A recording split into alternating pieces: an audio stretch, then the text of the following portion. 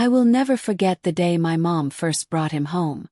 I was 15, and after years of loneliness following my father's death, I finally saw happiness in her eyes. "Anno, this is Mark," she said, her voice trembling with excitement.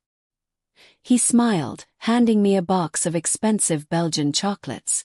"Hello, little one," he said, his palm unpleasantly damp, his gaze lingering on me a few seconds longer than necessary.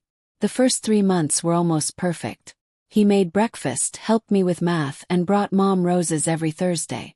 But then the strange accidents started, making my body freeze with fear. The first clear incident happened during lunch on a Saturday. Mom had gone to take care of the laundry, and we were left alone in the kitchen. As he passed me the salt shaker, his hand deliberately and slowly slid up my thigh from my knee to my hip. "Sorry, little one," he said, but there was a predatory look in his eyes, not an ounce of genuine accident.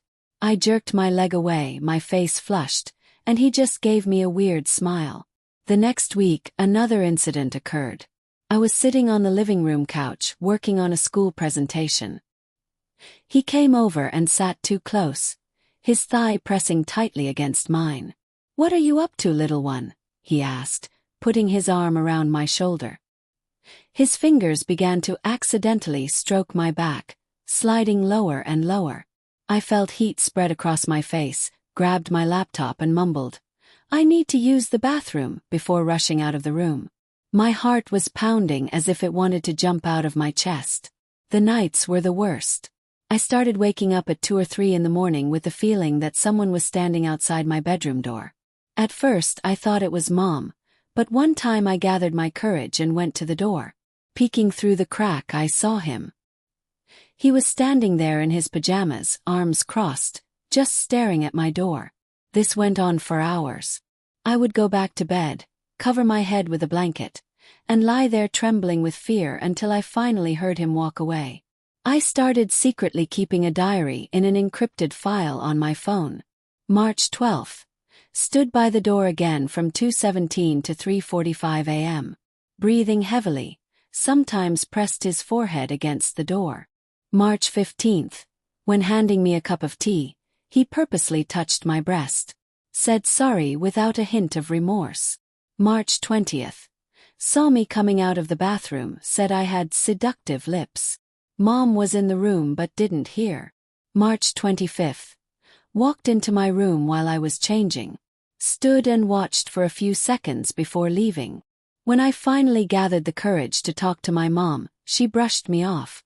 "You're imagining things, daughter. He's so good to us.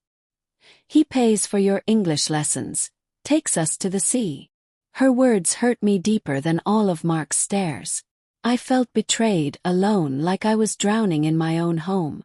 Everything changed after that ordinary yet extraordinary school day. Our psychologist, Ms. Irina, was giving a lesson on a topic that initially seemed abstract to me: personal boundaries and their importance. She spoke calmly, but every word echoed with a painful resonance inside me. If an adult's touches, words or glances make you feel dirty, scared or ashamed, it is not your fault, she said, and it felt like she was looking right at me. Your body is your fortress. No one has the right to violate its boundaries without your permission. After the lesson, I approached her, feeling my knees tremble. "Ms. Irina, I need help," I whispered, and the tears I had held back for months finally burst out. She silently took my hand and led me to her office. The next day, in the psychologist's cozy office with an aquarium full of bright fish, I told her everything. Every word was a tremendous effort.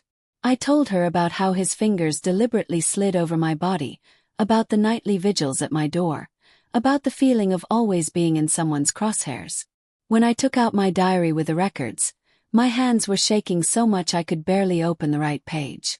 Ms. Irina listened without interrupting. Her calm, attentive gaze gave me the strength to continue. When I finished, she said softly, "You are a very brave girl, Anno. What you are experiencing is a crime. But remember, you are not alone. We can stop this together." When my mom was called to the school, at first everything followed the familiar script. "You've got it all wrong. Mark is a wonderful man. He takes such good care of us. Her voice sounded almost hysterical. She looked at me with reproach, as if I were betraying our family. But when the social worker calmly placed the printed pages of my diary on the table, my mom fell silent. She started reading, and with each line her face changed. March 12th, stood by the door again from 2:17 to 3:45 a.m. March 15th, purposely touched my breast while handing me a cup. March 20th, said I had seductive lips. When she got to the entry about him entering the room while I was changing, her hands began to tremble. He stands by her door for 2 hours at night, she whispered, and her voice held such devastation, as if her own world was crumbling before her eyes. In that moment, I saw something break in her eyes. She finally saw the horrible truth that I had been trying to show her for all those months. And even though it was painful, it was the beginning of our shared path to liberation. Mark was arrested that same evening. The police conducted a search and found hundreds of photos of me on his phone, taken through the crack in my bedroom door while I was changing, sleeping, or doing homework. It turned out he already had a suspended conviction for harassing his underage niece. The trial was a difficult ordeal. I had to testify, look him in the eye, relive all the terrible details. But when I looked at him, I felt not fear but strength. I was no longer that frightened girl trembling under the blanket. I was a witness who could stop evil. I'm 17 now. Mom and I went through a year of intensive therapy. Our relationship is still fragile, but we are working on it. Sometimes at night she comes to my room, sits on the bed, and holds my hand. "Forgive me," she whispers, and there is pain in her eyes. And I understand that I forgive her. Not because she deserves it, but because I deserve to live without anger and resentment.